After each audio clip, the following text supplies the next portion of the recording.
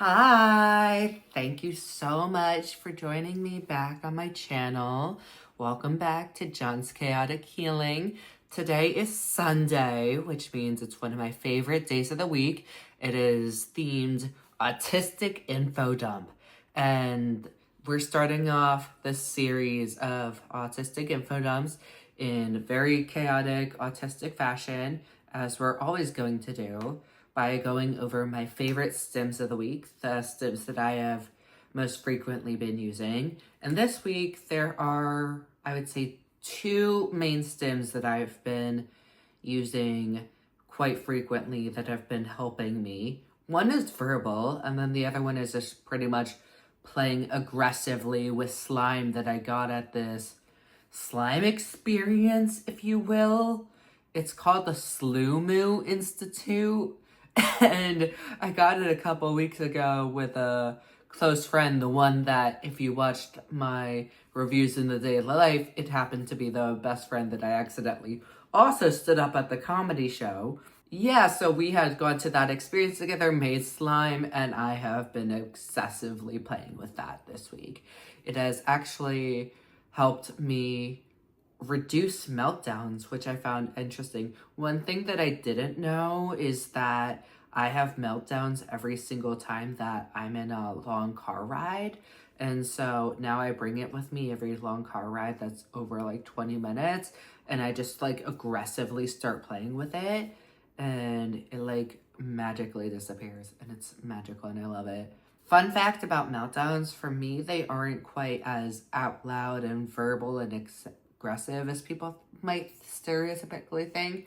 For me, I notice my meltdowns happen and they appear almost as like an anxiety attack. I get super nauseous, my head starts racing, I become like really kind of fidgety and almost panicky, like I need to escape, but often when I'm in a car you can't escape, so I just become like very quiet and looking around a lot is what I do, trying to figure out like where to go and trying to calm the physical sensations of nausea and like my throat tightening in my body.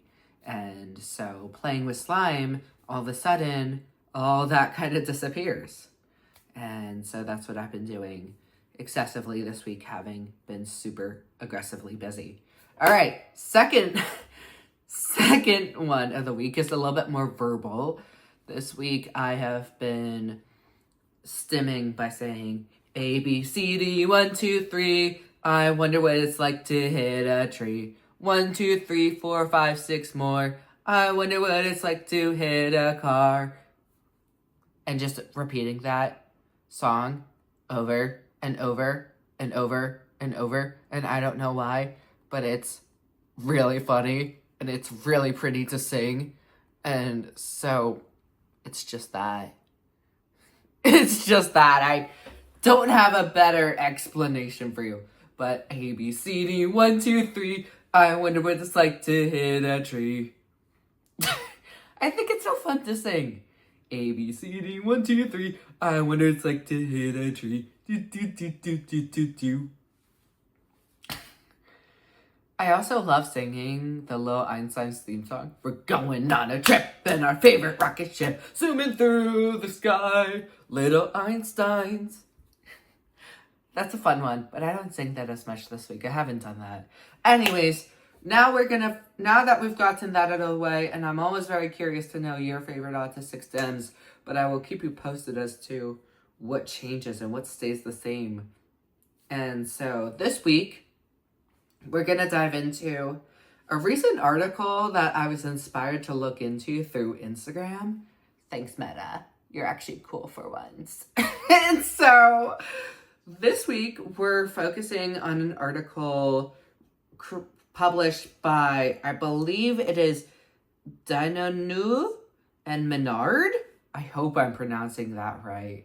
Oh my gosh, I really hope I'm pronouncing that right. It's published by in the journal Frontiers in Immunology. So for context, the reason I'm interested in this is because it focuses on a psychological situation, but on a biological level. And we'll get into that in a second. But to preface this, this is a biological and immunology kind of article. So this is not my specialty. And so I'm going to explain this and dive into it in as best as I can. I will preface this, I'm not a doctor. I don't have a degree in biology or anything. So my terms may be limited and my explanations may be limited. But the title of the article is Psychological Distress, Intestinal Barrier Dysfunctions, and Autoimmune Disorders, an Overview. And so this is kind of like a literature review in a way. And I found this to be really interesting because it basically talks about psychological stress that we all experience, but how that impacts us on a biological level. And specifically how that prepares us, or maybe doesn't prepare us, to experience an autoimmune disorder in our later life and how that can play out.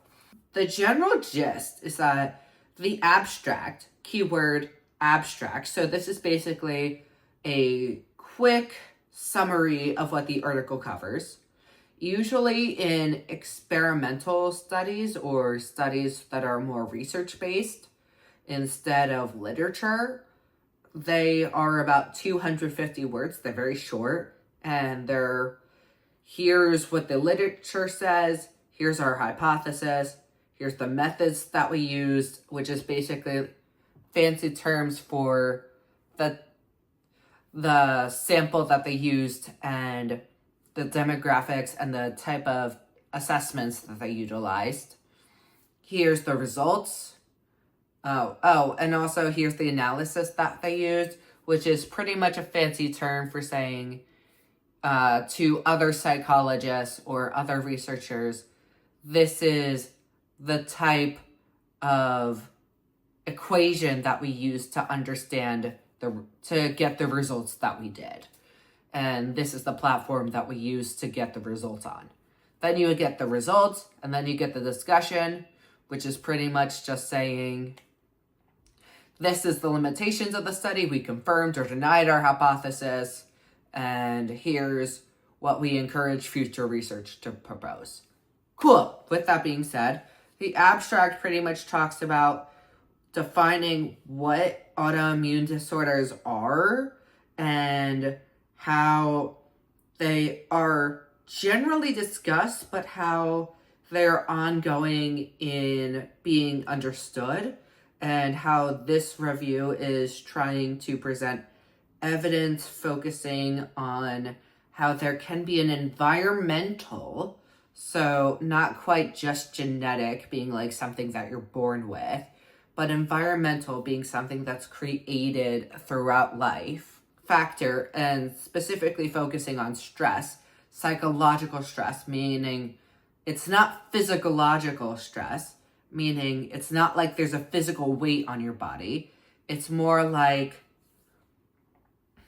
someone says something mean to you, or someone tells you that you're crazy for having a genuinely upsetting experience. Or say someone starts bullying you verbally. Or say that you lose a lot of your friends. Or say that you witness something really scary. Or that you are the victim of something scary. Well, or say that you survived something really horrific, such as war, you know? And you're dealing with all the after effects of that. So that's kind of psychological stress, is the emotional tolls of life's events. And it's all of those, but on a very intense level. And another word that's frequently used in this article is homeostasis.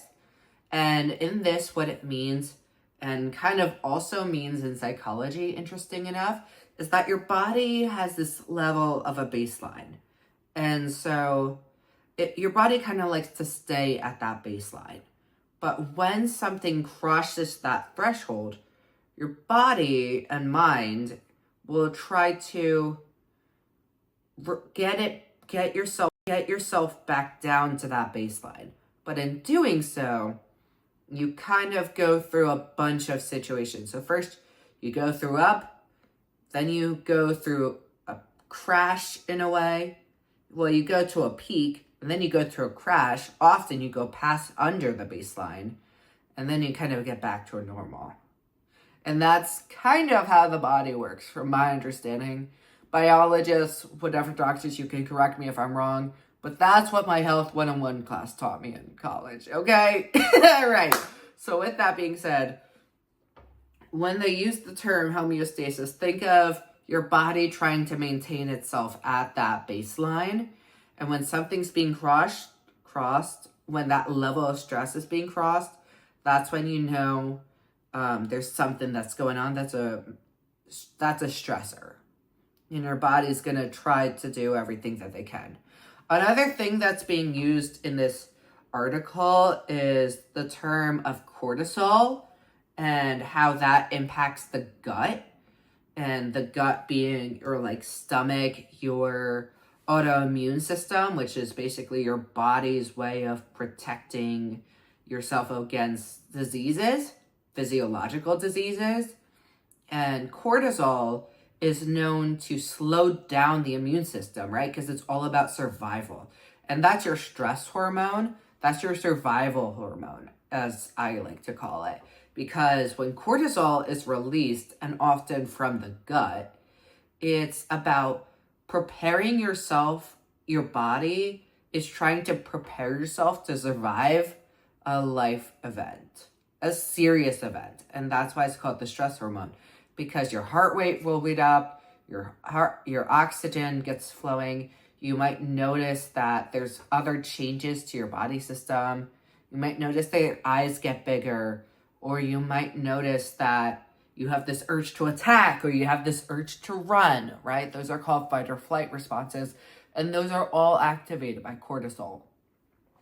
So what that means is that this article pretty much just talks about how, while there are a lot of genetic components to autoimmune diseases, in this article, it defines stress and how it plays a huge role in defining PTSD, which is post-traumatic stress disorder, which we'll have a whole conversation about, I'm sure, soon in one of my videos.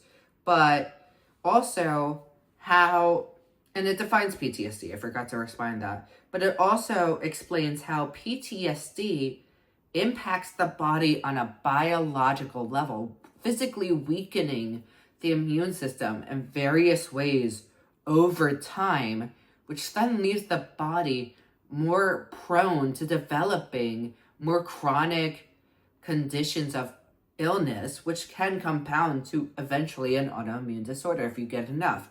They also talk about how there's a couple forms of, whatchamacallit, words, brain loading. There we go. There are a couple types of biological gut-related organisms that are shown in PTSD people and are also being seen in a lot of autoimmune conditions, and how they were originally found in PTSD people. So that's where the association is this situation in your gut. Your stress is physically impacting you on a biological level.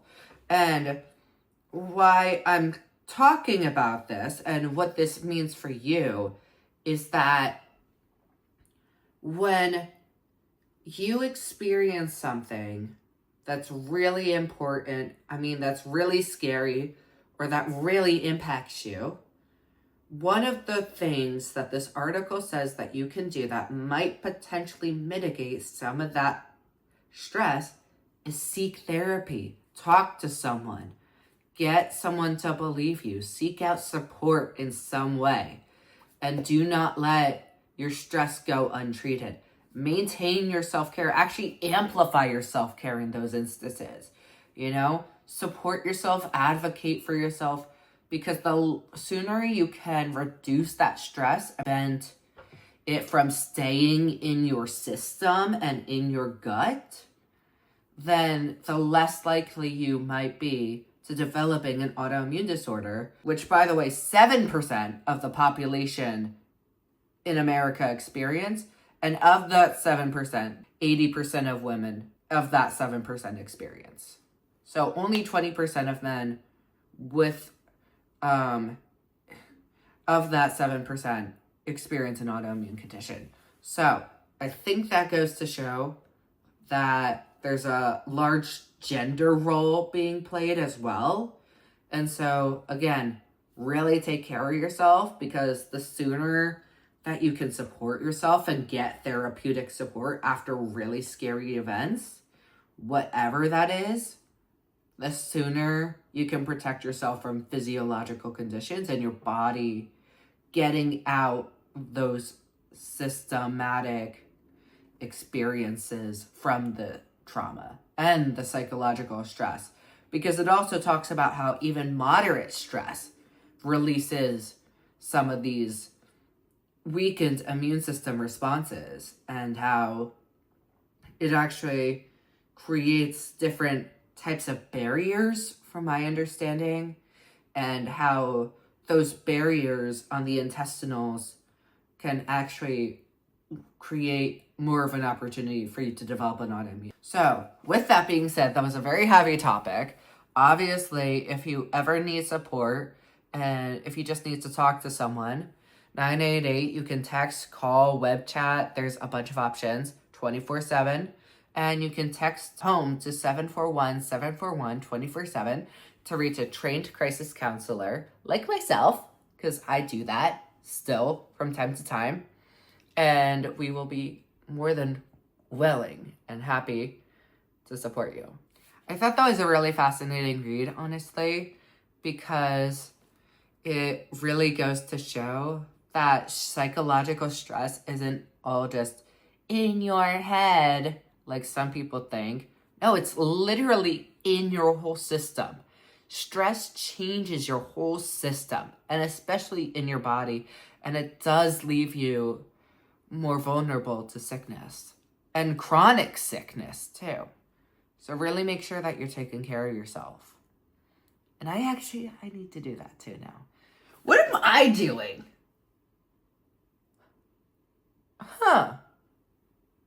That actually made me more aware. I think I'm gonna watch some TV. I think that'll be my self-care for tonight.